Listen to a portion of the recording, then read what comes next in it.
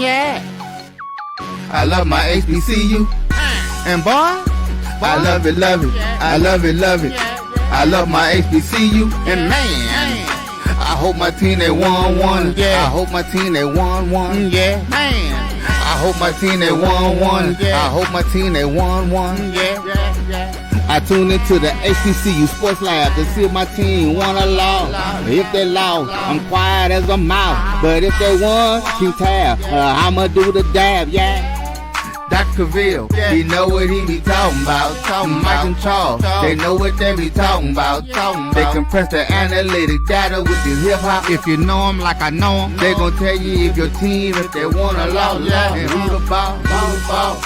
So listen to Professor, yes sir, and pay attention, cause he gonna teach a lesson. All right. Well, good afternoon, good evening. Hopefully none of you are in good morning status.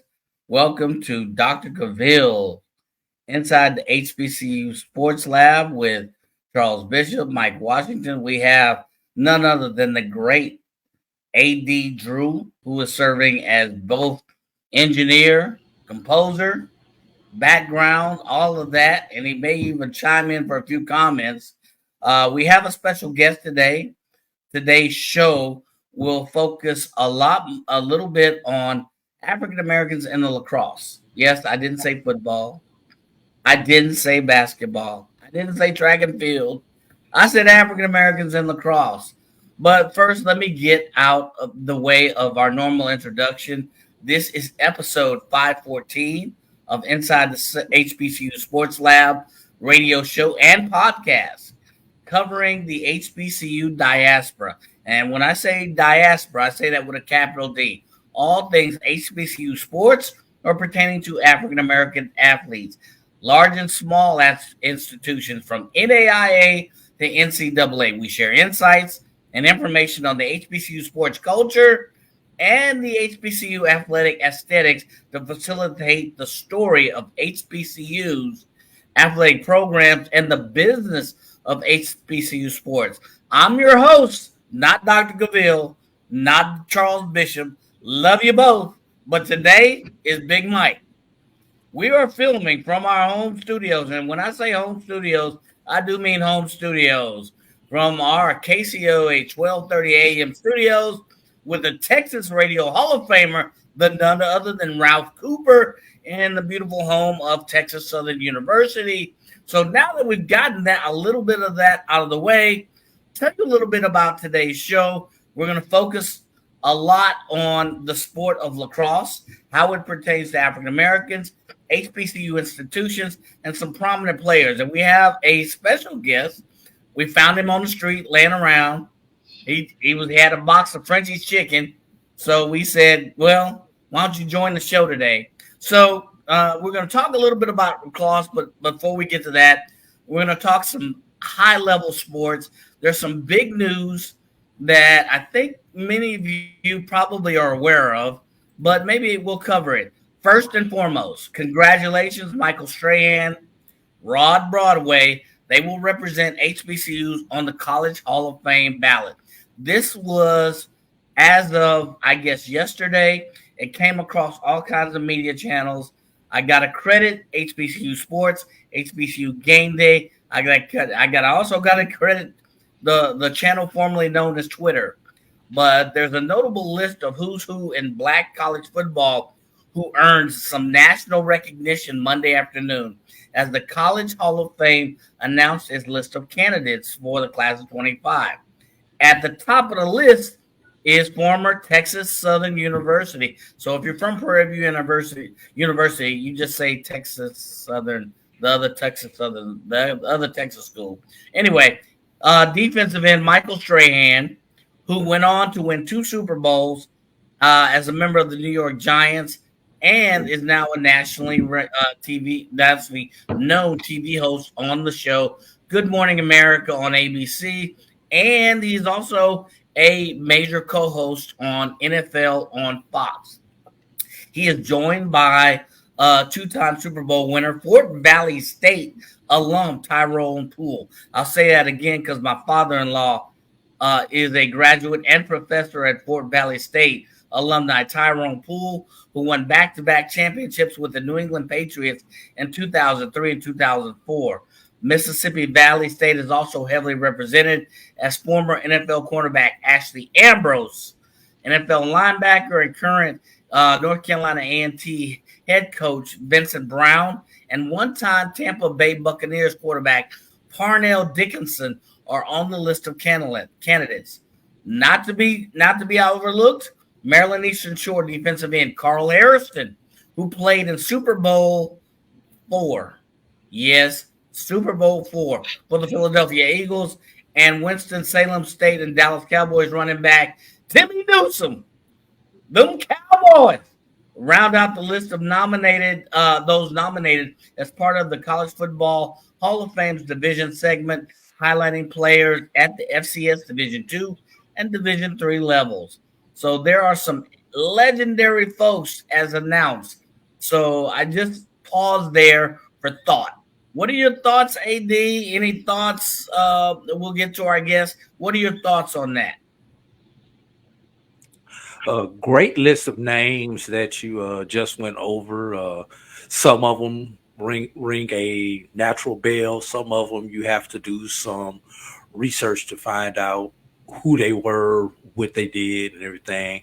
I have met Tyrone Poole a couple of times, been in the same room with him. You know, he is one of the voices of SIAC football during football season. So I have been around when he's done a couple of broadcasts there for the ESPN family of networks. So he and I have had some great conversations offline there. So, and Michael Strahan, I guess the question is, what took so long for Michael Strahan? You know, not only did he have a stellar collegiate career, but we all know what he did in the NFL and what he has done post NFL. He's probably had a more successful career since leaving the New York Giants than he had with the New York Giants. And then we're not even going to talk about the clothing line and just him as a business person and an entrepreneur. So, just anytime somebody gets elected to the Hall of Fame, it's not the Hall of Good. So you know that they have to have some type of accolades, numbers, or some type of significant contribution to whatever game that they are being elected to. So congratulations to all of them. And just a point of special privilege, it is great to see you, Mike, to have one of the people whose name is actually in the logo and on the jingle back with us once again, make a special guest appearance. Oh, I appreciate it. Glad to be here. So, sometimes schedule calls, but it is certainly glad to be in the house of the HBCU Sports Lab. So I wanted to cover that fact. And then I want to, talk to our guests, and I'll let our esteemed guests. And again, I'll rewind our listener that this show will focus on the sport of lacrosse, how it pertains to African Americans, and some prominent players. So I don't know of no other expert than this guy we found sleeping under a bridge with a box of Frenchies under his arm, and he turned out to be a pretty good lacrosse player. So Bryce, why don't you introduce yourself? Tell us a little bit about yourself and how you and your journey into lacrosse.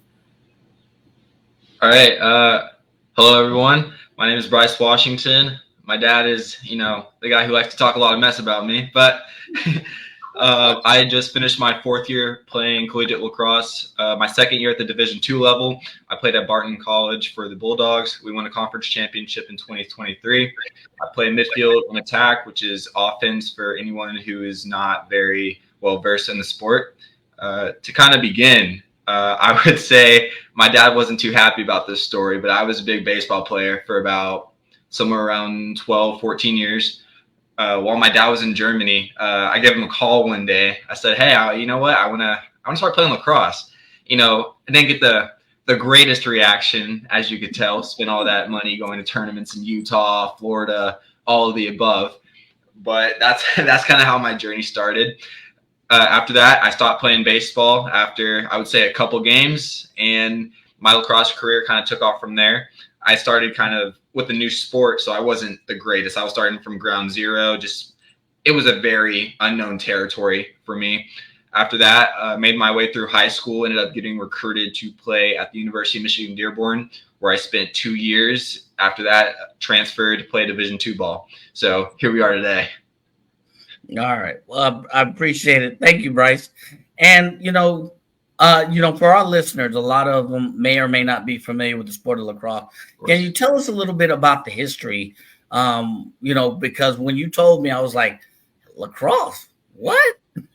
Huh? So tell us about. Was it that Valley sound that you make, Mike? Yeah, Valley lacrosse. I was like, lacrosse?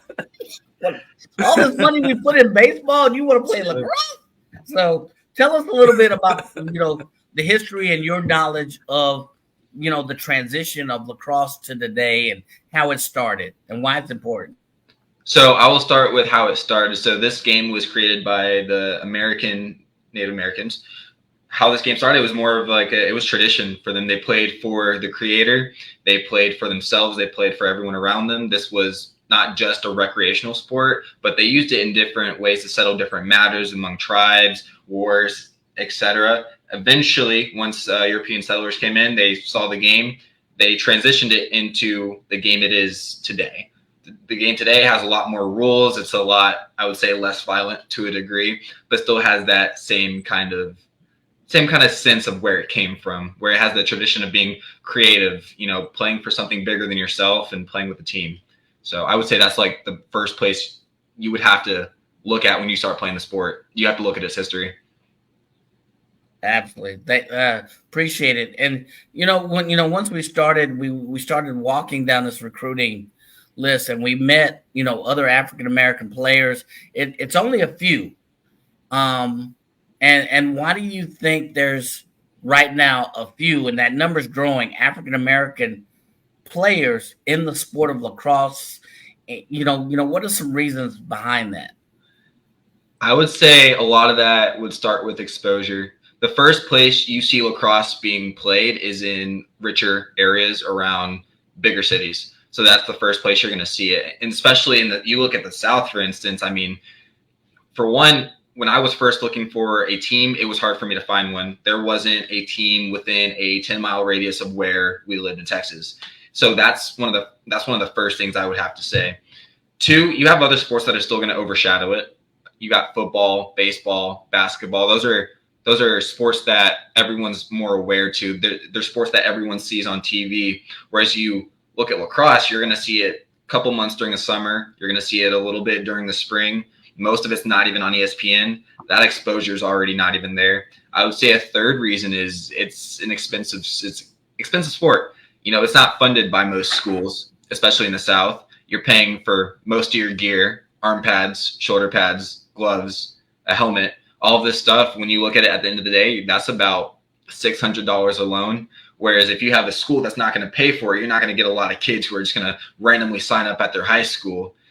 Other than that, I would say there's not really much other reason. Those are just really big factors that are going to draw a lot of, I would say, the Black community away from the sport and limits their exposure at the very helm of it. Yeah, we ran into recruiting and Edwin Moore asked the question, is lacrosse easier to find, I think, than cricket? The answer is yes. But one of the things we ran into, particularly in the South, is coaches don't want to lose their athletes. So one of the challenges is they played baseball. Their coach basically shunned us after these two left baseball, shunned both Bryce and my younger son, Justin. They get very sour about losing athletes. So there's a challenge. When lacrosse can, if you look at Jim Brown, he played lacrosse. It benefited him for football. He was a 4-year letterman, leading scorer all year, all kind of score for Syracuse. And I see Chuck Hunt is commenting as well. This is a sport that can comment, and that knowledge is not out there. So you have a lot of coaches in the South, Southeast that don't want to lose athletes. So they'll allow them to run track to help them for basketball, to help them for football. But when it comes to lacrosse, there's this big shield. There's this wall up that won't allow them to allow their athletes to play lacrosse. And that's why lacrosse, unlike in the Northeast, is not a club sport. And the South, or it's not a UIL sport. And in the South, it's a club sport. So you have to pay for all of your equipment. So that shuns off a lot of people. So, I wish, a lot more of our HBCUs would look into lacrosse as a possible sport. And yes, Edward Moore, Prairie View has one of the largest cricket complexes in the U.S. as well. They also have a rugby football team as well that plays on that field. So we'll get into the history, a little bit of the history and HBCUs that played lacrosse in just a minute. Go ahead, AD.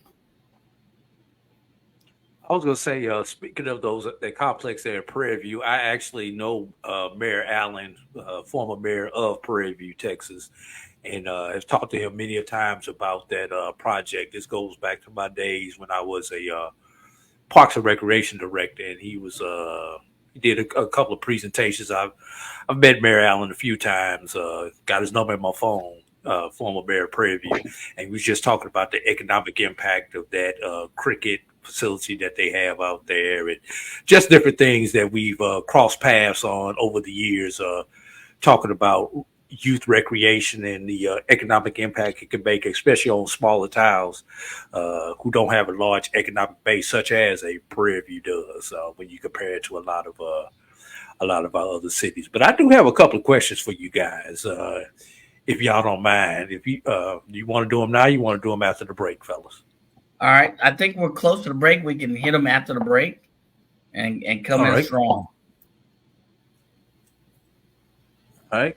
You're watching Inside the HBCU Sports Lab with the Washington father and son and AD. We'll be right back after this break. Since 2002, Empowerment Resources, Inc., a nonprofit organization, has empowered more than 1,500 youth and adults in Duval and surrounding counties through its programs Journey into Womanhood, Girls Mentoring, Life Skills for Teens, and Parenting Education Coaching. To get involved with programs, volunteer, or donate, visit www.empowermentresourcesinc.org. Follow us on social media, facebook.com/empowerment.resources and instagram.com/empowermentjax. The human voice has always connected audiences with experiences. Major brands all across America have trusted Kever's voice time and time again. Conversational, powerhouse, intelligent, and sincere. That's the voice you need for your creative marketing process. KEAVERSVOICE.com. Kever's Voice, Kever's Voice, KeversVoice.com. Always on, all the time. Nope. Nope. Come on, him? Ooh, I like him.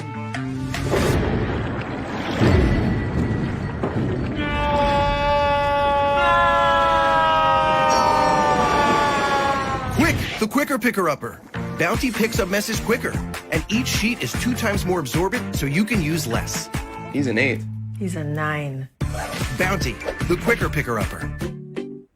From novice to aficionado, find yourself here.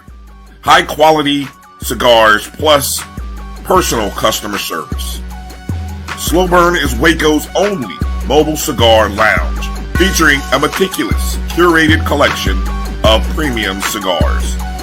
Visit our website, www.slowburnwaco.com. That's www.slowburnwaco.com. Compress the analytic data with your hip-hop. If you know them like I know them, they gon' tell you if your team, if they wanna love, and who the ball. So listen to Professor, yes sir, and pay attention, cause he gon' teach a lesson. All right. Welcome back. Thank you, folks, for joining us. And once again, we're here with my guy, A.D. Drew, BCSN, and all other shows. And with the guy known as Bryce Washington that you see at the bottom of your screen. We found him under a bridge, asleep with a box of French's chicken under his arm. He said he played lacrosse, so we decided to invite him on the show. We're talking today about high-level the diaspora of HBCU sports as usual, but we're focusing today on the state of Black lacrosse and sharing basic lacrosse information as it pertains to the African American diaspora players at either HBCUs or other institutions.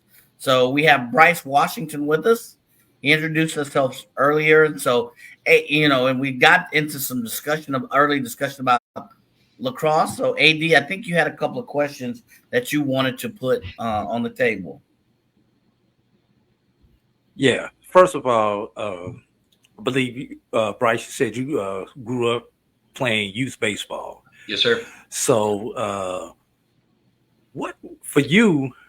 what was the transition like for you going from baseball to lacrosse, considering probably most of your friends played either baseball, basketball, or football? How tough was that? Was like, I'm out here playing this sport that most people don't even know what it is.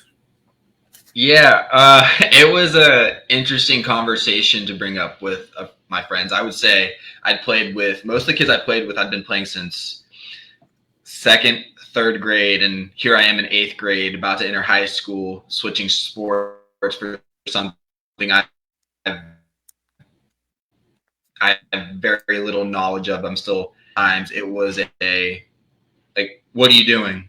Like, but why are you switching? Like, you have such a high future in the sport of baseball, and you're dropping it for, some random sport that half the state's never even heard of. And I remember going to high school, I was still on the team. My coach comes up to me one day. He says, "So I hear you play lacrosse. Like, what's that about?" I told him, like, I was very honest. Like, I was like, this is a sport I like to do. I play a lot of my free time. And whenever I had that conversation to move away from baseball and I was going to go full-time lacrosse, every one of my teammates just stopped talking to me. I never heard from that coach for another couple of years. I don't keep in contact with most of the players I used to play with either. So once I transitioned, that was a very hard time to kind of move away from the sport, just socially. It's just very different aspect. Yeah. And I'm going to assume that most of your new quote unquote friends that you picked up Right. did not look like you and I do, because and maybe I'm ignorant to the fact, but when I associate lacrosse, I associate it more with uppity Caucasian type people, who country club type Caucasians. You would be correct. It was a very big culture shock when I switched sports. Not that baseball is, at the time, I don't think it was, any crazy amount better. However, I think lacrosse, it was very much widespread. Whereas baseball, I knew I could look at another team. I would say 90% of the time, I would see someone else who looks like me on the field. When I got to lacrosse, I remember the first tournament, we were wondering if we're in the wrong place, because we're driving in the middle of nowhere in Austin, and we're at this ranch that has 12 fields, and I'm the only kid on the lacrosse field who looks like I do. So it was very different start. Even at the college level, it's I would say almost a rarity still that I look at, the other team, my opponents, or even some of my teammates, and someone looks like I do. So I would have to agree. It's a very big culture shock. Do you kind of get that treatment like when you got a team, an inner city basketball team, when you got the one white kid on the team? We know what he there for. We know he there to shoot. You kind of get that same treatment with lacrosse. The crazy thing is, I would say 90%. Y'all act like y'all know what I'm talking about. Oh yeah, 90% of the time, that's the truth. So there's slides in lacrosse when we're playing defense. Every single time I am on the field, the first thing the coach says is, "Get ready to slide. Get ready to slide. He's fast. He's going to run right by you. Watch the rollback." It's all these different things that the coach is yelling at their defense, as if they already know that it's not going to be good. It's not going to be a good look.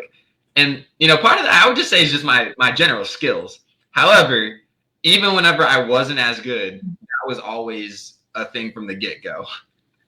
yeah. I remember the true story. We went on a recruiting mission to Penn State, Bryce is the only kid that looks like him on the field. They had a scrimmage. He scored a goal, right? And this is a big deal because if you score a goal, you get the coach's attention. And one of the kids, one of the parents turned around and asked me, "Is that your kid?" I'm the only black dad there on the sideline. He's the only black kid on the field. Can you guess how I really wanted to answer him? So you get those kind of questions. This is a PG rated show, Mike. Exactly. And as you see, Edwin puts up the comment. Is that your kid? Yes. It's still the same thing. He was the only one there, and I get, "Is that your kid?" So how do I answer that question? I politely said yes, but I can't tell you how I really wanted to answer that question. So it's been a unique walk. So needless to say, they've been able to. What you should have told them was that's the milkman's kid. I'm just taking care of him because he's in my house. I almost started to tell him, "Well, no, actually, it's not my kid." I was like, "Yeah." I want to share with you, for some of the folks that made out, some timelines in lacrosse. And I got this from USA Lacrosse. In 1888, Albert F. Lewis is the first known black lacrosse player. He takes the field as a goalie for Cornwall Club and the Canadian national team. His name is found in the Montreal Gazette article from 1888. In 1957, June 10th, Jim Brown scores 5 goals in the first half of the USILA North-South game in Baltimore. Just a few months later, he begins his pro football career with the Cleveland Browns. And then the most notable date, on March 9th, 1975, Morgan State upsets number 1 ranked Washington and Lee in men's lacrosse. The inspiration for the Tin Bears book chronicling the historic occasion, members of the Bears program rose to fame in the lacrosse world, with Joe Fouch gracing the cover of NCAA Lacrosse Guide in 1978. So some notable moments in lacrosse history. It is a part of our history for those of you who may or may not be aware. So, as we move forward, we look at several HBCUs, and I think you were about to ask a question. I'm sorry, AD. I think I may have glossed over you a second. No, go on, because we still got half a show for me to get in my questions. And okay, the reason I'm asking you guys these questions because a lot of people who are on the chat are probably wondering some of the same things that I am. I just happen to have a microphone to go ahead and say them to y'all. So we get into this. Bryce is involved, and he and his younger brother, they blossom eventually. They grew fast in lacrosse. Then we come to recruiting, and recruiting is a whole different scale for lacrosse than it is for football or basketball. Particularly now you're a lacrosse player in the South, so they decide they want to play in college. Bryce, share some of the challenges that we had getting recognized by legitimate lacrosse programs. I would have to say, I'm going to make a comparison first off. I would like to start with baseball. For baseball recruiting, I had already started the recruiting process my freshman year. For baseball, it was, I could stay in Texas. I could stay maybe 1 or 2 states away. And I know I would still get seen by a handful of schools. That was never an issue. We could stay in the South. We wouldn't have to travel too far. The minute I switched to lacrosse, for those of you who don't know, lacrosse is a very northern, northeastern sport, which is where most of the hotbeds are. That's where most of the Division 1, 2, and 3 schools are. So we were having to travel to New York, Maryland, North Carolina, to name a few. But we were having to go up and down the East Coast just to go to different tournaments, also to go to different showcases. That's just where it was. Lacrosse versus football.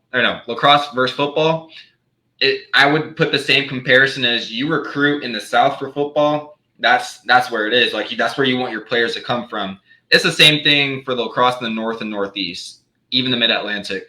That's where they want to get their most players from. They want to get them from Maryland, New York, whereas football, it's like Texas, Florida, Georgia, etc. So that was one of the first challenges I had to face, exposure. We were having to travel everywhere. It's not convenient in the very slightest. Coaches don't really want to look at Southern players. They see Southern players as fast, aggressive. However, they don't know if they can handle the true nature of the sport, being as most coaches believe, hey, lacrosse is a northeastern game. That was one of the first challenges that came about us. Second one is, I would say there's a really big skill difference between Southern players and northeastern players. There's a very different style of play there. Southern play is a little bit more faster, more agility-wise, just because most players are coming from football, soccer, track. They're used to the speed, they're used to the aggressiveness, whereas the Northeastern game is a little bit more about finesse. The players are still going to be good. They're still going to be able to run, dodge, do whatever they need to do, but it's going to be a little bit more technical heavy, is where you get those better players from. Yep. And just for those who are not, whenever you hear the term dodge in lacrosse, I had to educate myself. It's synonymous with the term juke in football. When you're dodging, it's basically you're throwing a juke move on someone, but they've perfected and formalized it in lacrosse. And only the best athletes are really good at dodging, as they say. But when I was growing up, it was, can he juke? Can he juke somebody? And for those of you who are on the line, I see some comments. You're familiar with that term. So the terms are synonymous, but they're very different in language. So. So that would be like for us basketball people, that would be like somebody breaking somebody's ankles. Yes. Yeah. Just one-on-ones. Really, one-on-ones are the biggest thing. How good are you at beating your guy? That's what it really comes down to. That's what dodging is in a whole one-on-ones. Yeah. And just like in basketball, like you have a cross move in lacrosse. You have a step back, turnaround move. You have some of the same movements that you have in basketball. They're also useful in lacrosse, and that's why there's such an easy transition for athletes who are good in football and basketball, and I would even say soccer as well. So one of the other challenges was we wanted to look for an African American, at HBCU. Not a lot of choices. You had Hampton, who came on board D1. It was 2016. As of late, Morgan State at one time, then the program went away. Now you have Virginia State, which is Division II, and that's it for HBCUs, with lacrosse. So, and they, like others, typically look for athletes that are from the North or the Northeast. So we tried really hard to get in with Hampton. Unfortunately, if you're not from the Midwest or you're not from the Northeast, it is really hard. It's not that you don't have the skill set. It's not that you don't have the ability. It's a lot of times it's where you're from. Imagine someone from Texas trying to recruit a running back from the state of Maine. Go ahead. I see it coming out, AD. I got to ask this, since we're talking about the HBCU angle. These two HBCU rosters that you're talking about, you said Virginia State and Hampton, I believe is what you said. Yes. Do the rosters reflect the school, or are they like some of our baseball teams, where our baseball teams are the most diverse teams on our particular campuses? I'll let Bryce ask it like that. Yeah, I'll touch on this. About that. So I actually played Virginia State in his exhibition scrimmage right before spring started this past season. Both them and Hampton, their roster reflects the school. With Hampton, I know as a fact they have a little bit of diversity, like 3 players, but it's nothing crazy. It's not like I would say. I mean, that's fair. Like at the end of the day, I personally believe that's just going to happen. It's one of those sports where you're going to have a very inconsistent ratio of who's playing the actual game.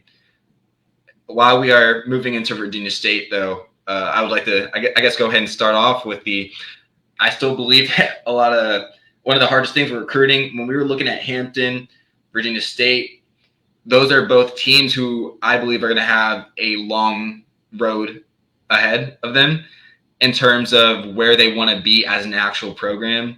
With Hampton, I hate to say it, but they've had kind of a rough past couple seasons. Their only wins have come from playing non-Division I opponents, which has also turned away a couple of players that, you know, maybe would have wanted to go there. But if they're seeing that the only wins are coming from, you know, non-Division I schools, they're going to still go to these other schools where, okay, like, you know, they're still Division I, they're still solid teams, good enough to, you know, still start.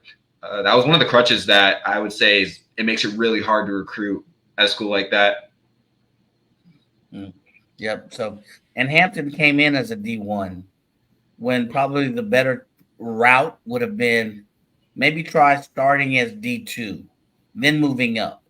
The reason why is because, you know, if you start, you know, D2, you know, you have it and you have blowout games your first, second, third year, it's not looked upon almost, you know, as bad as it's looked at D1. But, you know, if you look at their margin of losses, the last 3 or 4 years has been significant.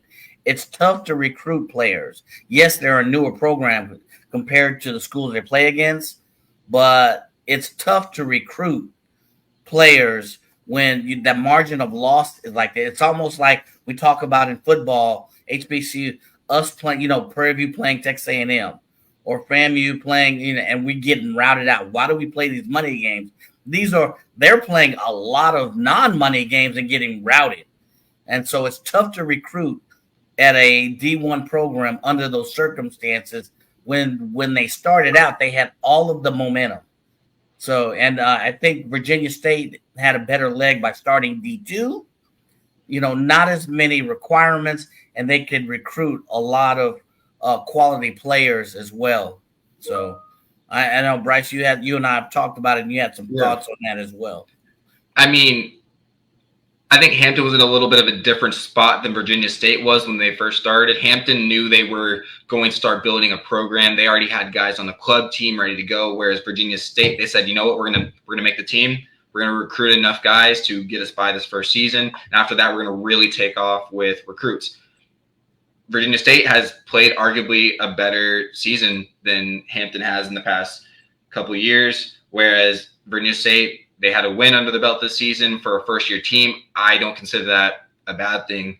You know, yes, it's Division II lacrosse. Those games are a little bit different in pace. However, Virginia State's outlook's already looking a little bit higher, whereas Hampton's still at the bottom of Division I lacrosse. I hate to say it, they look sometimes like the joke of lacrosse when you are losing consistently 12-plus goal games, where the score differentials in the 20s compared to Hampton not making it into the double digits per game, which for a winning team it's not a good look in the long run. That's very far away for them to even say they can make it close to a playoff run. They haven't won a conference game yet. There's still a lot of milestones they would need to hit. So, all right. Yeah. I was gonna say, I've got a few more questions I want to throw out after we take our next break there, Mike. Okay. All right. So let's go into the next break. Some questions. I saw some comments as well. I'll take a look at the comments as well.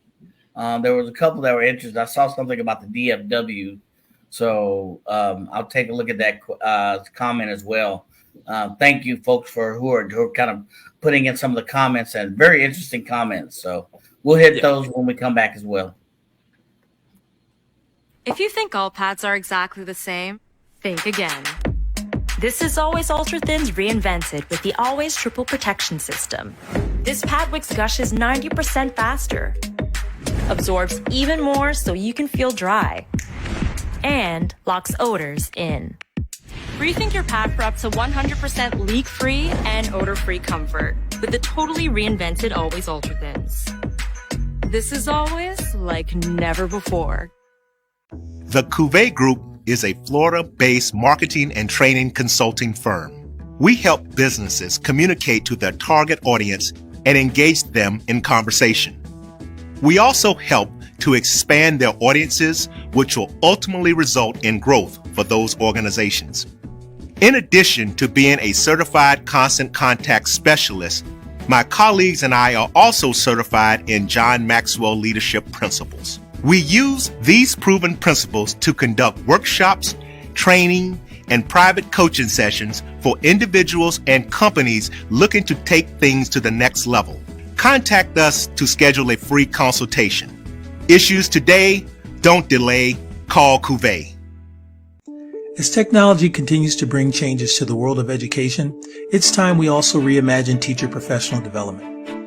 Gone are the days of one-size-fits-all learning that can only be accessed at a specific time and place. The Stride PD Center is an on-demand library of mobile-friendly courses that allow educators to learn anytime and anywhere. Our dynamic courses provide bite-sized learning and help educators advance their knowledge while also gaining professional development hours. The best professional development plans are those that include a level of flexibility and choice for educators.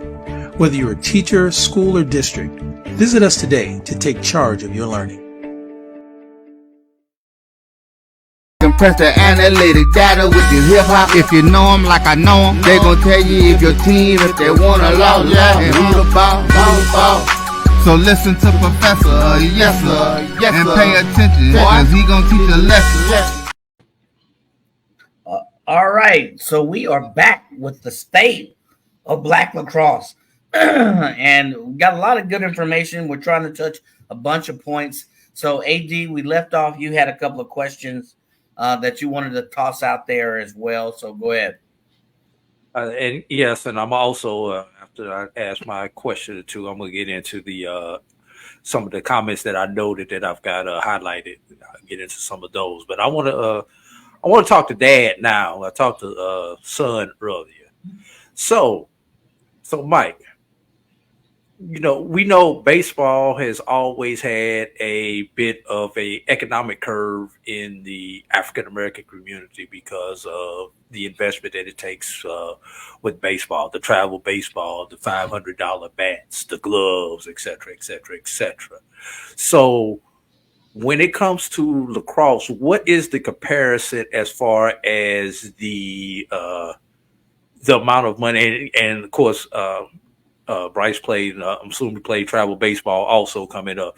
So considering the cost that you had invested into travel baseball, the travel portion along with the equipment, what are some of the big differences when you're talking about lacrosse? So some of the big differences are, and let me just say holistically, I would say lacrosse is more. I bought $350, $400 bats for Bryce, for Justin, and those bats don't last forever. You buy expensive cleats. Yeah. But when you look at lacrosse, if you look at some of the equipment that they play with, you know, the sticks themselves, the webs, the gear, it is extremely expensive. Just some of the webs on the stick actually can run, you know, anywhere from $80 to $100. You need at least 2 pairs of those if and they may last a season. And then you're like, you know, you need 2 sticks. Well, a stick's gonna, depending on what kind, anywhere from 120 to 100, but you need 2 of those, and they may last you a year. The other piece is the travel aspect is way more, almost double than it was for baseball. With baseball, we traveled southeast. In lacrosse, we spent summers in the Northeast or in Colorado. We spent so much in airline fees, hotels, just for exposure and just to find good competition. You know, about as in the state of Texas, is about as good as you're going to get with really good lacrosse competition is Dallas-Fort Worth. And I saw a DFW comment in there, but they have a lot of private schools in Dallas. They're pretty good.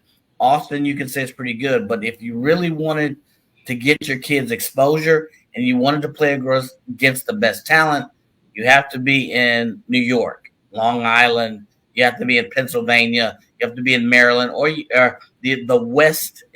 Colorado is also that. So that's airlined every year. Two kids. So comparatively, lacrosse was way more. I think that's a lot of things one of the things that shuns a lot of African American athletes away. It's not that they can't afford it, but when I go over in football and I have coaches paying for it, or I pay AAU basketball, if they're good enough, I have coaches fronting that cost for them to go to AAU. That's not happening in lacrosse. So the parents have that bill, and they have to shoulder that burden for a while. So comparatively, lacrosse is way more. Right. And also, what were some of the challenges? Because you got high school, then you've got club. What were some of the challenges as far as getting your two sons on club teams? Because I mean, you probably got some of the side-eyed looks when you went to some of the parent meetings and things like that until your two boys were able to prove themselves. What were some of those challenges like, Mike? The politics was one. When we first started out, when they got their skill sets, you're developing a good relationship with the coach. You're trying to develop a good relationship with the parents, and every team has this set of mama bears, that their kid is going to star or whatever. Developing a good enough relationship with them, and then when they got good enough, it became about politics and getting your kids exposure. Bryce went to Syracuse camps. He went to Penn State camps. And unless you knew the coaches and you were from the Northeast, good luck in getting really what I call truly recognized. So and most of the folks that were recognized in those regions did not look like me. Most of the coaches did not look like me. So me being someone who had to learn to at least speak somewhat basic lacrosse language, and then coming in where I'm the only parent, meshing with the parents who have connections with the coaches, who have connections with the schools. I mean, you have to understand it's a very intricate connection. So it's a challenge as a parent breaking into what I call that market, that environment. So it can come across as very intimidating and daunting if your parent, if you have kids who look like us and they're interested in lacrosse, you don't know what to do. So, and you come in a room and you're the only one there, and nobody wants to share anything because they know your kid's good or it's going to be good. So it's a lot of times about politics. I thought Bryce was very, could have been an All-American in Under Armour, but turns out that was all about politics versus more so skill. Yes, the kids were good, but it was more so about politics. The team was chosen based on who they know and where they came from, more so about politics. So that was one of the biggest changes in looking different and trying to navigate the politics of that sport. Last question before we get to the comments. Obviously, professionally, Mike, and your job, you have one of those jobs that allows you to travel a little bit. You probably have a lot more freedom than some people who have to work a traditional 9 to 5 and may even have to work a second job to make ends meet. So as a professional, were there any challenges with you as far as your work scheduling, making sure you got all these time off? People look at you crazy. I'm going to my son's lacrosse tournament up in Baltimore this weekend or wherever. What kind of adversity did you face as a breadwinner? Thankfully, I was blessed enough to have jobs that allowed me to travel and flexible. Not everybody has that. I mean, their schedule, Bryce's schedule, Justin's schedule. I mean, their schedule was more hectic than mine. And so, it was just a matter of how much money we were going to spend any given weekend. But not every parent who works a 9 to 5 has that autonomy. So it was easier for me, just the burden of the cost. But it's going to be challenging for a lot of parents. I don't, AAU is a little bit different. Baseball, was a lot more friendly. I had a 9 to 5 when they played baseball, and I still could, mesh it in. Their tournaments became our vacations. With lacrosse, completely different. You may have a tournament. Hey, we need Bryce to play in the state of Pennsylvania in a month, and I've got to change your schedule. Luckily, I was traveling at the time and could, finesse my schedule. But if you don't have that ability, it's more of a challenge. All right. Now let's get to some of the comments from some of our viewers that I've highlighted throughout the day. First one comes from Edward Moore. Is lacrosse gear in stores like Academy or Dick's, or does it have to be ordered? Either one of you all can take that. Go ahead, Bryce. You're gonna find stuff at Academy. I would say Academy and Dick's. However, that's not going to be the most high-end gear. I would say as you get better at the sport, I would recommend you want the better gear. This gear that they sell at Academy, that stuff's more like for beginners. It's not going to protect you as much when you're on the field. It's not going to last as long as some of the other gear you can order online. However, when you are in the South, most of the time you are going to have to order it online. That is just one of the bad parts. Whereas like with baseball, you can go get a bat, Academy, Dick's. I mean, even some of the other stores. Lacrosse, it's not like that. It's not the same at all. And speaking of baseball, do you have to change out gear as you get older and your body feels out, kind of like you have to do in baseball? You know, baseball, you always have to get a different length, a different weight as you get older. Is it the same type of thing with lacrosse with your sticks? Sticks stay the same. They stay the same. They're very adjustable. So one part of the stick is you have the stick, you have the mesh, and you have the strings that are attached to it. That's going to stay the same. You can change it out once it gets old, but overall the size, the weight is all pretty standard across the board. So you never have to really worry about, hey, I need to go get my stick's too light, or maybe the only thing I would say is maybe it's too heavy. However, it's not this. I wouldn't say it's the same thing as like a baseball bat or maybe even a glove. It's completely different things. All right. Moving on down the line, Chuck Hutt made a comment. He says he thinks Jim Brown has a son that plays at Hampton. Yep. He does. I actually I went to a camp with him. It was called Boost Camp. It was a camp set up for minority players in Maryland. I would say about 2-3 years ago, somewhere around there. It was a lot of college athletes that were playing at the time. That it was really nice, actually. There was a lot of players that looked like me. It was a really good experience. He does play there now, though. Really good, very good. One of the tallest kids I've actually ever seen play lacrosse. All right, and once again from Chuck Hunt. This is the reason why we Black people have to be careful when viewing people such as Mike's son in lacrosse. We are not monolithic. Everyone is not interested in football and basketball. Yeah, so, that's more of a comment versus a question. Yeah, I would say that's very true. So, I typically would get questions on them. So they play baseball or football, and they would default to those. And when Bryce would say, "Well, I play lacrosse," you get this. So very good point. Yeah, it's always an interesting conversation. Whereas the first thing people assume, oh, what position you play in football? I'm like, I played in middle school, but I play lacrosse. Yeah. All right. This was that comment you was talking about the DFW there, Mike. Brian Gauthier says, I have two cousins out of DFW. They got full rides to schools in North Carolina and Maryland. So and that they went to private schools, I'm assuming in the DFW. Yeah. I was gonna say if I had any, Bryce and if I had to chart it again, the private schools in Dallas, Fort Worth, if there's any area that recruits their lacrosse kids better, it's the DFW area, especially the private schools. If you go to one of those private schools, they get a lot of exposure. And Bryce played with some of those kids. It was a travel again, but they do a great job at getting those kids exposure in DFW. It's a cost, as usual, as everything. But they're some of the best lacrosse athletes in the state of Texas.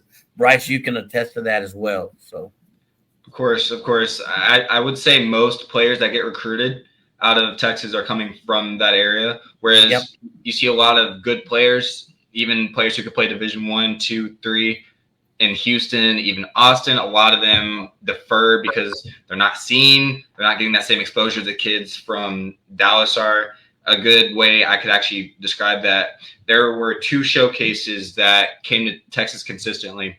The one in Dallas had 99 plus Division I, II, and coaches every single year. The one that came to Houston had, I want to say, about 12 coaches. One of them, I would say, pretty mid-low tier Division 1 school, whereas the rest were just Division 2 and 3 schools that are at the same level. Just about. It's a really hard thing to get recruited in Texas. I could never stress that enough. Yeah. All right. Chuck Hunt reminded us of the Duke lacrosse scandal and the negative image which some of the stereotypes about the sport came about. Yeah. It is it's unfortunate, but I would say a lot of those stereotypes are pretty accurate. That's a lot of teams that I've gone up against personally at the collegiate level. That is a lot of what they kind of almost represent in a sense. That's kind of the vibes that you'll get when you go against them, when you're running past them on the sidelines, when you hear their parents screaming at you in the stands. It's not always the best look. All right.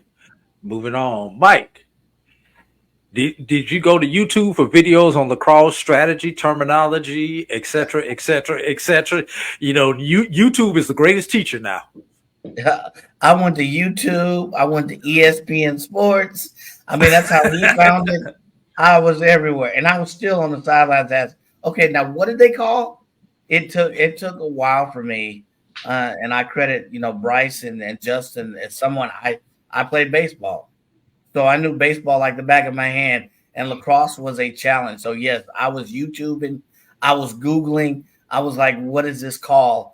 And once you get a feel for the sport, it kind of comes secondhand. But I was lost. I was, of course, there were a couple of games I may have been sipping on some special potion because some of the calls, but I was lost. I was like, what did he call? So I had to ask Bryce, what did he call on you? What was the yellow flag on the field?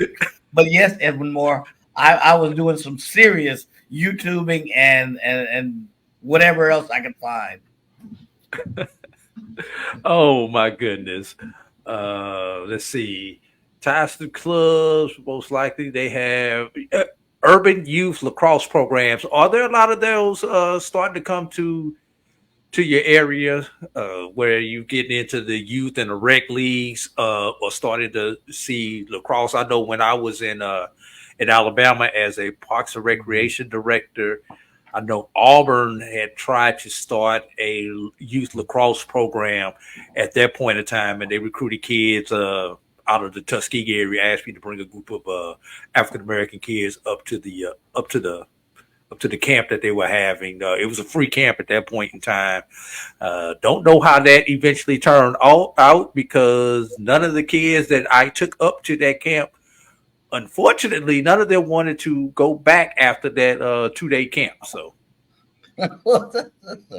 I'm just saying, and it made, and I think it was more peer pressure than anything else. If he not coming back, I'm not coming back, coach. That's what I kind of started to get a lot of, despite the fact that I had the van to bring above transportation wasn't the issue. Like I said, it was a free camp. So, but what do you start to see as far as youth academies, not only in your area, but even where you play lacrosse at? I would say in the urban setting, that's actually becoming more of a popular trend. In Denver, there's a program called City Lax. It connects back to all the inner city kids.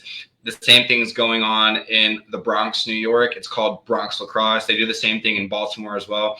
In some of these major cities, they're starting to get these club programs to bring kids in the city just to the game, just to give them that exposure. In other areas, such as kind of like, smaller cities, the same thing's kind of happening. That growth just still isn't where it probably needs to be for there to be the more exposure that everyone wants to see in the sport. But that is coming. It's there. And I think people need to get the name out a little bit more for that, everyone to kind of recognize that. All right. And now I'm contractually obligated to get this question up on the screen, you all, so bear with me. This comes from the dean himself. Talk about cities in the South like Atlanta, Charlotte, Dallas, Austin, etc. And this comes from the man whose name is on the show, Dr. Cavil. Yeah. So I'll start with Atlanta, actually. Atlanta, I would say, I think northern Atlanta has the best lacrosse in Georgia. They have schools like Lassiter, I'm gonna forget a lot of their names. Probably like in Forsyth County, Cherokee right County, around that area. I've got in that blank on the names, but they send kids to some of the best Division II schools, some of the best Division I schools. One of the All-Americans in the national championship this past year, he was a starter. He was from Atlanta, Georgia. One of the players on the D2 national championship. They actually have a couple that are from that Atlanta area, and you see the same thing kind of in Florida as well. That Southeast area is starting to grow with lacrosse, but they've actually integrated it into their schools. So that's one of the big things. In Charlotte's seeing the same thing. There is actually a school in Charlotte who's a big pipeline into Division I schools in the Northeast. It's growing. It's growing specifically in that Southeastern area. And where it starts is the schools that are putting lacrosse into their versions of UIL, where it's like, hey, we're going to fund this. We are going to get you buses, uniforms, equipment, whatever it needs to be. They'll get youth programs that get started in those areas, and they have the full parental support. They have the full city support to back them up with that. The same thing, to some degree, happens in Austin and Dallas. Dallas got so big because the private schools there, and such as Dallas Jesuit, Dallas Episcopal, and then even schools like Highland Park, where Jerry Jones' son went. Those are the schools where they're pouring so much money into lacrosse. All of those kids, they're signing up for it. Yeah, we played a number of schools, and from North Atlanta, there was a very highly touted club school from Atlanta. You remember, Bryce? Oh my God, they were so good. The Greater Atlanta area, it was D something, and I'm sorry about that, but that North Atlanta area is rich with talent, lacrosse talent. So it's Marietta, Forsyth, that area. They have a lot of rich, and they're funding it, and the program support it. Whereas Dallas, whatever, there's a commitment with the private schools to support lacrosse, and a lot of African Americans are being marketed through those private schools in Dallas. So that I would say that's the biggest difference between the two regions. You have the regular schools in Atlanta, North Florida, and versus the private schools in Dallas. The one school in Austin, the school that Drew Brees is famous for attending, Westlake, they're not a private school, but they might as well be because the school is very rich. They have a very strong athletic program, and their lacrosse program is seen as one of the tops in the state periodically as well, just because of the funding there. So, one thing I have not heard either one of you all talk about any programs out there on the left coast, California, Arizona, all up north in Oregon, Washington. You did mention Colorado. So how big is lacrosse out west? Lacrosse is big out west in the California West Coast. That's where it is. LA and San Diego are the big hot spots. A lot of reason you don't see as many of those players going east to play Division I lacrosse is because that travel is a lot more expensive, going quite literally coast to coast to go get that exposure. So a lot of the players who are playing over there are deciding to play club lacrosse at any normal university, such as like University of Oregon, University of Oregon State, schools like those, or going to Division II schools in Colorado, which there are about 4 or 5.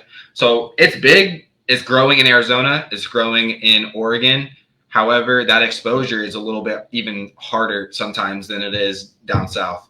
That is one of the many challenges that is coming to the sport. There have been multiple schools who have had to close down their lacrosse programs on the West Coast just due to the fact that travel budget is out through the roof. It's absolutely through the roof, and they can't fund anymore. So, and more schools would have to add it for the exposure to grow to the level it needs to be. Yep. We can't fund lacrosse, but we can fund softball in the Big Ten going all the way to the East Coast now, or the ACC going all the way to the East Coast. Let me get off my soapbox. Go ahead. I didn't mean to cut you off, Mike. I didn't mean to cut you off, Big Mike. No. That was the point. I just saw Stanford playing Texas, so we can fund that, but you can't fund a lacrosse team. So. And I mentioned Colorado earlier, and I probably shouldn't get, as Bryce said, a lot of those players that you see in the Colorado area are coming from California, but that travel is not as expensive as coming all the way to the East Coast. So that's why, and you don't have as many D1 teams on the West Coast. You have Utah, maybe a few others. Utah, Denver, Air Force. That's it. That's it. So I got you. All right. Hey, let's take our final break, y'all. There's one last question I have. There's one last comment. Then we're gonna let y'all wrap it up, man. Okay. All right. Perfect. Let's go to break and we'll come back with the last question, and I'll hit Bryce with a few more questions of my own. All right. We'll be right back on Dr. Cavil's Inside the HBCU Sports Lab. Itchy, squirmy, scratchy, family not getting clean? Get Charmin Ultra Strong. Go get 'em. It just cleans better. With a diamond weave texture, your family can use less while still getting clean. Goodbye, itchy squirm. Hello, cream bottom. We all go. Why not enjoy the go with Charmin?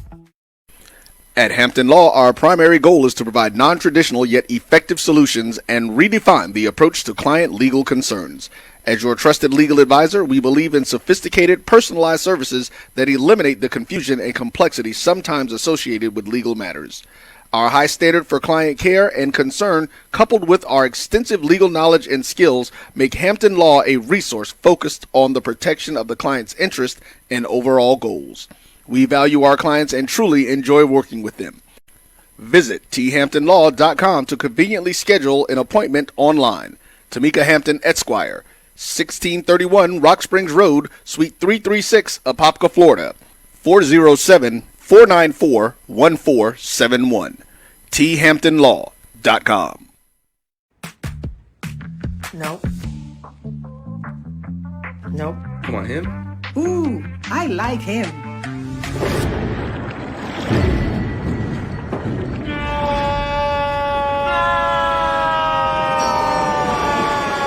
Quick, the quicker picker-upper.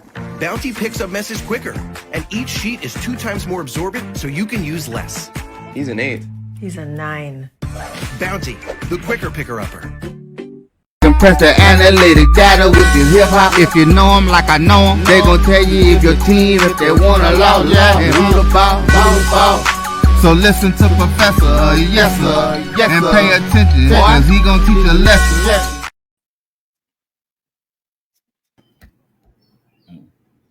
We're back on Dr. Cavil's. Oh, my bad. I forgot you the lead today, Mike. My bad. I'm so used to being the lead now. That's all right. Go ahead and take over.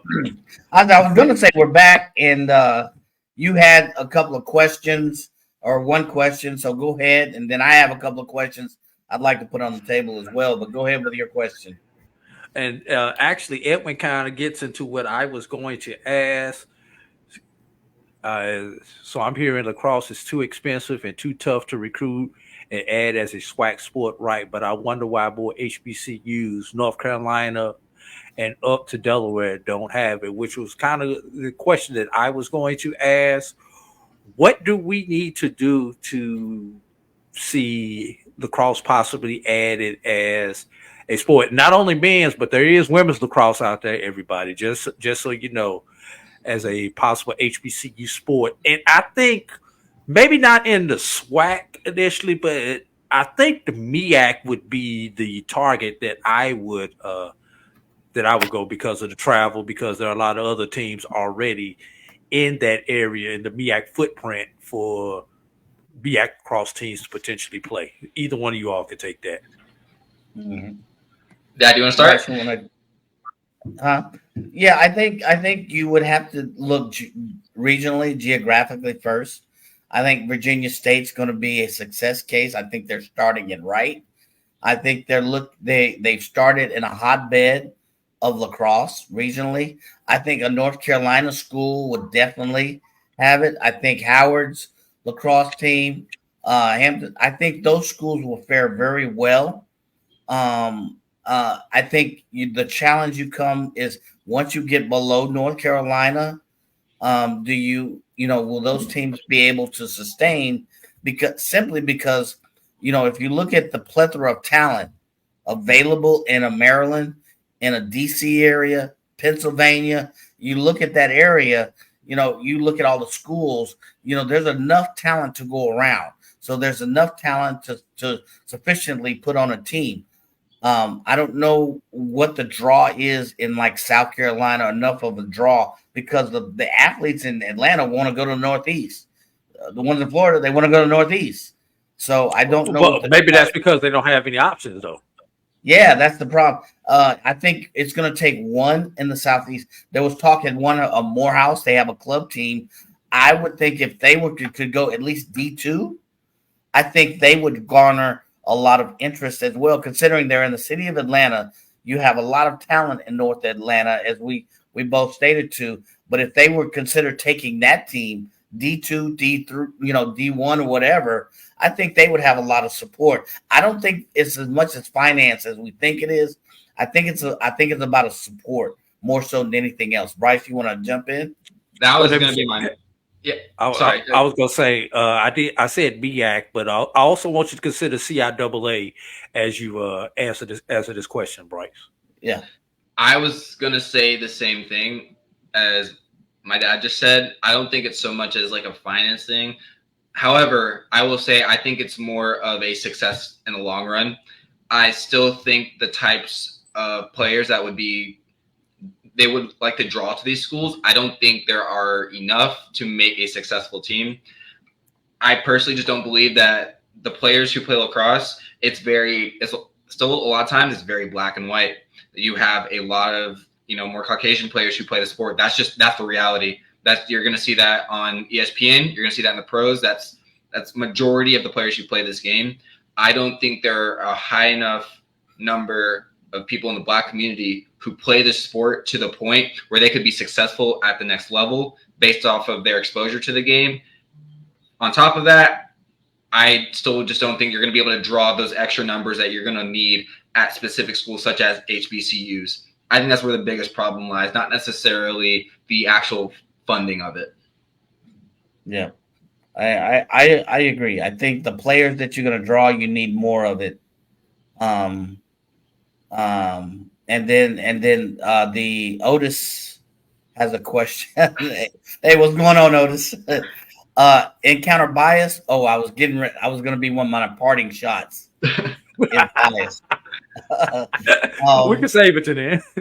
I'll save that to the end. The bias that you have in this sport. But getting back, I think you could, but I think the exposure would have. It's kind of like the chicken and the egg.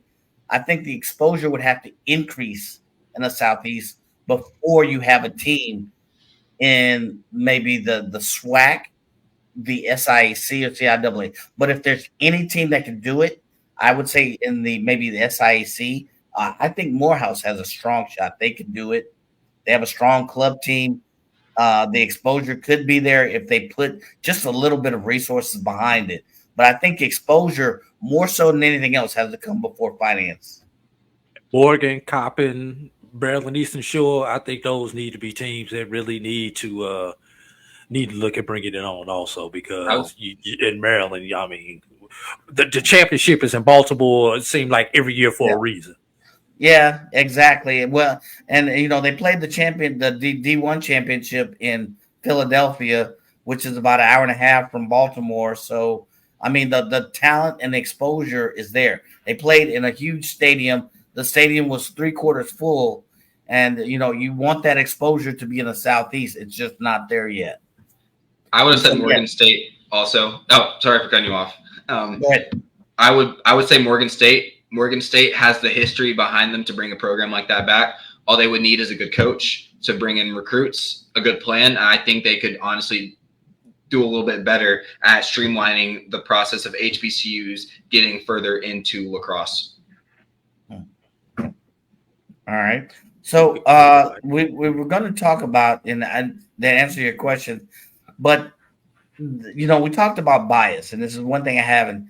You've faced not only bias but racism on the field, Bryce. Can you share maybe one example one of your, some of your experience and what I told you to do about it? So I would say one of the biggest things I could say is during high school, I saw this the most during high school.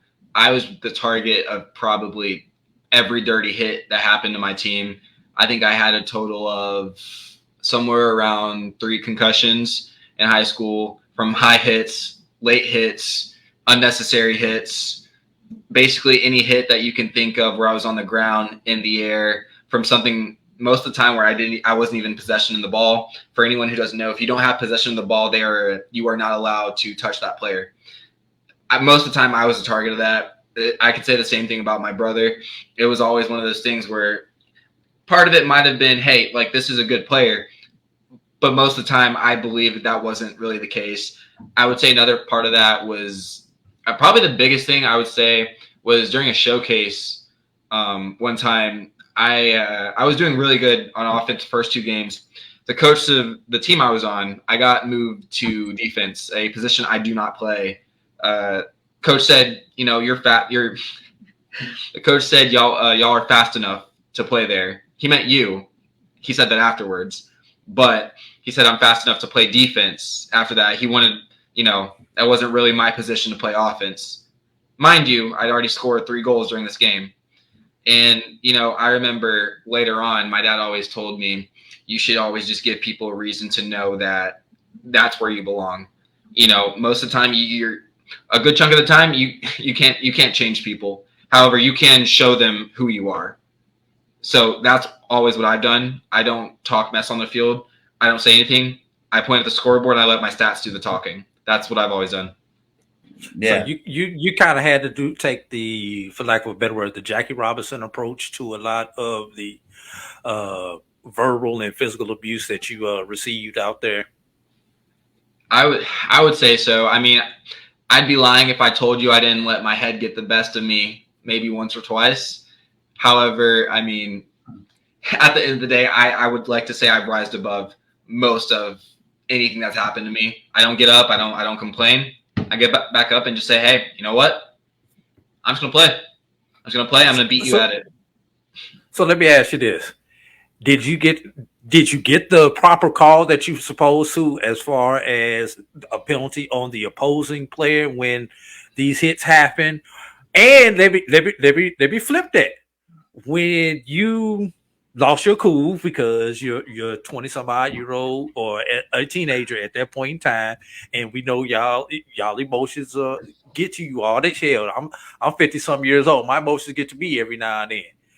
Were the penalties on you seemed like they were more severe than if another player had retaliated?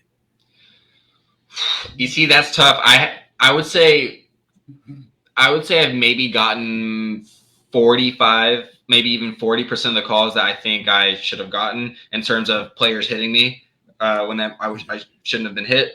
I would say that number grew in college. I think the college game's a little bit different. They let the game play. That's on both sides. That hasn't really been the case. But I would say specifically while I was in high school playing down in Texas, I would say most of the time I did not get that call. If I did, it was kind of a pat on the shoulder, nothing crazy, like, okay, you can sit in the box, you can come back out like a minute later. Whereas a major penalty, which is what you should get in that case, if I get hit, that usually is a 3-minute non-releasable to an ejection. So I would say most of the time I did not get the call. I've never mouthed off to a ref. I will say that. First off, I most of the time just get up. I just get up, I keep my mouth shut, I don't say anything.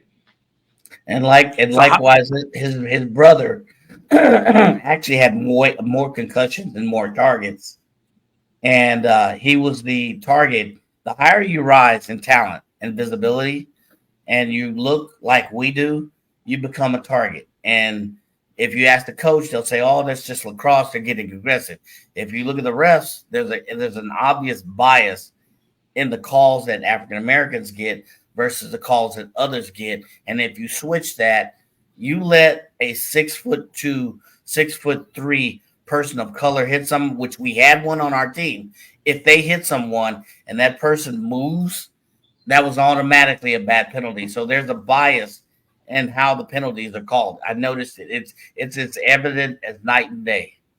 Right. So how many times, Mike, did you want to come out the stands and just show your color, as we would like to say, or B,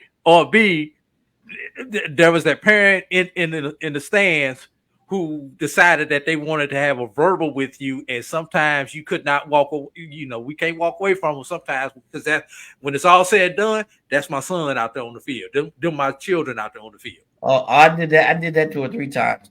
Well, first of all, I told him, I was like, if he hits you again, I want you to take a penalty. Take a penalty. If they want to throw a penalty, show them what a penalty looks like. He was nice when he said it. I was like, you take a penalty. As a matter of fact, I want a penalty from both of you, talking to him and Justin, a game. If they hit you, I want a penalty. I'm gonna applaud the yellow flag. Second of all, his brother, he's played in a couple of games where they were obvious hits, and they kept hitting the kid. So the parents were saying, yeah, that's the way they were egging this on. So I walked kindly down there where their parents were, and I said, I wish the parent of that kid would speak up, and they got quiet. So yes, as a parent, you do get parents get emotionally involved in this game, and I would be lying if I did not say that. There's a couple of times I probably should have dialed it down, but these are my kids, and you're not going to take these illegal hits without warrant and not have me say anything. It would be different if they were called, but no, the parent in you will kick in. It is a very emotional sport. Right. Or if your child gets hurt on a clean play, it's part of the game. Absolutely. There's no way some of the kids where, especially his brother that got, concussions, there's no way those plays should have passed and the ref would let him go. There was a statistic done on how many hits he had taken, his brother, and when he was a senior, it was an enormous amount of hits. And that could damage a child. He had to sit out a couple of games and these weren't clean lacrosse plays. These were dirty hits. Clean. And so none of the coaches would say anything or do anything about it. So I had to step up and say something. So, but I did tell him, I want you to take a penalty. And he was like, Dad, I'll show him on the field. No, I love Jackie Robinson, but take a penalty. I need you to be Sugar Ray Robinson right now. Exactly. I need you to be a different Robinson right now. So the other bias, and I think Bryce was alluded to, is that oftentimes, in baseball, how they'll take African-American players and put them in center field. Oh, you're fast. You can run and catch the ball. They don't put them in shortstop. They don't put them in second base. They don't treat them as if they have thinking. Yes, can't pitch, whatever. They do a lot of that same thing in lacrosse. If they're good, they'll put them in a certain position. You're fast. That's what they do, right? You can do this. But in positions that require thought, movement on top, and what we call chest on the run, there's a lot of bias. There's a lot of bias toward African Americans by coaches, and he experienced that on a club team. His final recruiting year, this coach put a couple of people at attack that had no speed, no thinking ability, no dodging, and yet they put him at midfield, which all he did was run up the field. That's great. That's a team effort, but and I asked him, and he's like, well, I have nowhere else to put these guys, and your kid's fast. So there's a lot of bias that you face, and it's a lot. Coaches will literally tell you, well, your kid's fast, so that's it. So I've had to deal with that. So, all right. So the last question, but you got my boy, you got me back going to that game when I wanted to jump on the field. I wanted to jump. So, Bryce, as we kind of come to a close, some of the players, going into 2025, and I know that NIL and the transfer portal has impacted a lot of, but can you tell us a few of the players that, of color that you expect to see in the upcoming year that you expect to be good and on the forefront? So I have actually 4. So there are 2 players from Notre Dame, one player from a Division II school, actually. But I felt the need that should be brought up because not a lot of people are going to talk about Division II lacrosse when I personally believe this is one of the best players in the country. So one of the first player, his name is Jordan Faison. He was a freshman from Florida this past year. He was the number 48 recruit in the 2023 class, and he also played football for Notre Dame. He was the Sun Bowl MVP whenever they played this past, I believe that was, last fall. He scored about 22 goals and 8 assists for a freshman playing on the national championship team. That's pretty ridiculous. For people who don't know lacrosse, if a freshman, for one, gets more than 10 points, he's one of the best players on his team. That's just hands down how it works. But for him to score then 30 and be one of the best players in the ACC, which I would argue is the SEC of lacrosse, that's an even better stat. He's also a starter on the Notre Dame football team, so he's going to come back strong for football and for lacrosse. Next, I would say Sean Light. Sean Light was on this very same team, another freshman out in New Jersey. Now, he was a number 26, I believe, number 26 recruit in all of the 2023 class for lacrosse. And he was a second-team All-American. Now, for a freshman to get on the All-American team in lacrosse, especially a player of color, that's pretty unheard of. You know, it's one of those stats where you have to appreciate it. You have to understand that they had no choice but to acknowledge that kid's skill. And he was one of the best players in the national championship game, going up against grad seniors, normal seniors, guys who have been one. There's the award in lacrosse called the Tewaaraton. That is the Heisman equivalent for lacrosse. He was D'ing up guys on the other team like it was nothing as a freshman. So only imagine what he's going to do in these next couple of years. So the Division II player I mentioned earlier, Kyle Lewis, he was a sophomore out in New York. He went to a school called Adelphi, who recently just won the Division II national championship for men's lacrosse.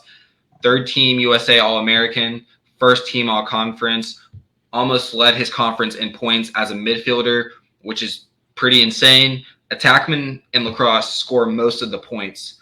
For him to be one of the team leaders in points, and he's playing a position that doesn't typically score that much, that's a big stat. So those are the players I would say to watch.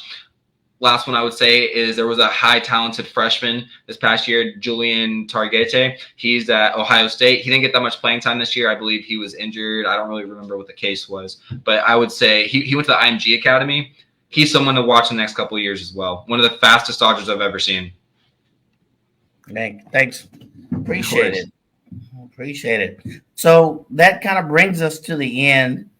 Bryce mentioned the Tewaaraton award. I always mix that word up, but what's the Heisman equivalent, and who was the first African American to win that Heisman equivalent in lacrosse? So Kyle Harrison. Yes, he was the first Black player. He played for Johns Hopkins University. He was the first person of color really to win that award, and it was one of the biggest things in lacrosse. And I just want to say one of the craziest things that you will ever hear him say is that he was never referred to as a lacrosse player, just an athlete. And that actually happens a lot of times a day. A person of color playing lacrosse usually is not a lacrosse player. They are just a very good athlete. That's one of the things that the game still has to grow with. Absolutely. What's the name of that award again, Bryce? The Tewaaraton. Say that, Tewaaraton? Yes, sir. It's basically the Heisman.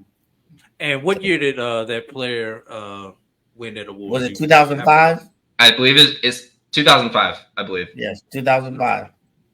Right. First African American player to win it. So big deal, Kyle Harrison. So has anyone won it since? Person of color? No, Miles Jones was a player. I know he got very close, but points, politics, that'll do it at the end of the day. No. Yeah. So well, all right. That kind of brings us to the end of the show. We went along a little bit longer. A lot of information. I want to thank everyone for their feedback. This has been very entertaining for me to have, this person who we found under a bridge with a box of Frenchies under his butt, known as Bryce Washington. I want to thank AD Drew as well. This is a show that touches a lot of diaspora, a lot of the HBCU diaspora. We've talked a lot about lacrosse and how it impacts the Black community. I think this is something that will grow in the African American community and eventually. But there's a lot of bias, a lot of politics that have to change about it. But to the athletes that play this sport, they're incredible lacrosse players. Like I always say, it is basically chess on the run. You're thinking 3 or 4 moves ahead of your opponent. And so, hats off to the Native Americans who created this sport and handed this to us. So it's been an honor for me. I want to thank Dr. Cavil, a.k.a. God, for allowing me to host today. I appreciate it. I didn't go. Your name is on the show, Mike. You have the right to host anytime that you want to and kick any of us guest hosts off. Just always remember that. It's Dr. Cavil's Inside the HBCU Sports Lab with Mike Washington and Charles Bishop. Yeah, but if Doc was on here, he tries to silence my mic and everything, so it don't feel like my show. So I want to thank Bryce, who's up in his internship in Maryland, starting this week. Thank you for jumping in. I think I only gave you a day or two notice, so thank you for jumping in.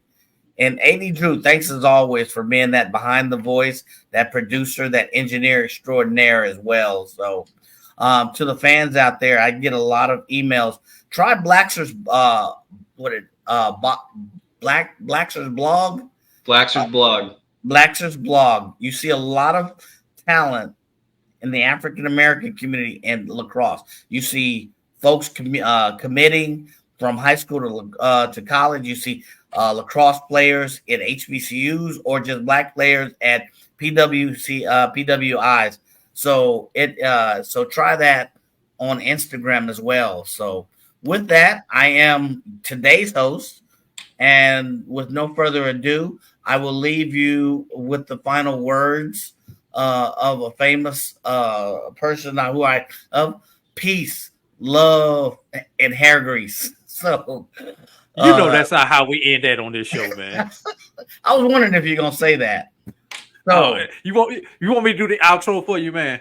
Yeah, no, do the outro because I wanted to change that outro now that I'm the host. But go ahead and do the outro. I'll let you do that. All right.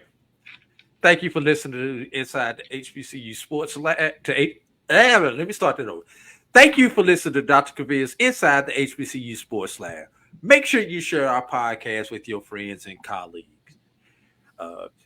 Mike Washington, Bryce Washington, AD Drew, and of course, this show is created by the Dean of HBCU Sports, coming from inside the lab in the College of HBCU Sports. Yeah, Bryce. Again, if they want to, Bryce, real Go quick, ahead. if they want to find you, where can they find you on either Instagram or? I would say Instagram's the best place. Bryce Wash 26. Maybe you put that somewhere on, the Facebook, give me a shout out but yeah, I can be reached there. Any questions that anyone may have, I'm open at all times. All right. Yeah. And I want to thank you too for letting me be a part of this. I just got to get this in. This kind of reminds me of a similar situation when I was coaching, and I was coaching basketball. My son was playing, and my dad was my assistant coach. So this kind of reminds me of that same feeling that I get. And I just wanted to thank you too for allowing me to share in this with you. So, Mike, right. We not doing the normal outro. No, we'll do it. So again, thank you for listening. Okay, we'll do the normal outro. I know Dr. Cavill's listening, but we'll do the normal outro. So again, I ain't trying to get fired, man. We thank you for listening to Dr. Cavill's Inside the HBCU Sports Lab with Mike Washington, Charles Bishop, and today's guest, Bryce Washington. The show airs Tuesday and Thursday, 6 p.m. Central Standard Time, Sunday, 9 a.m. Central. We look forward to next week as we discuss the latest news in the lab. So follow our leader, Dr. Cavil, on Twitter, Facebook, Instagram, Inside the HBCU, Inside the Sports Lab on YouTube. Dream big. Continue to move forward. We will talk to you soon. Course. Lecture. Say dismissed, Bryce. Say dismissed. Dismissed. There you go. There And we you out. You're supposed to school him on that before we get on the show. I know I forgot to school him on that one. I was going to see if he caught it all, but 2 days. 2 days notice. 2 days notice.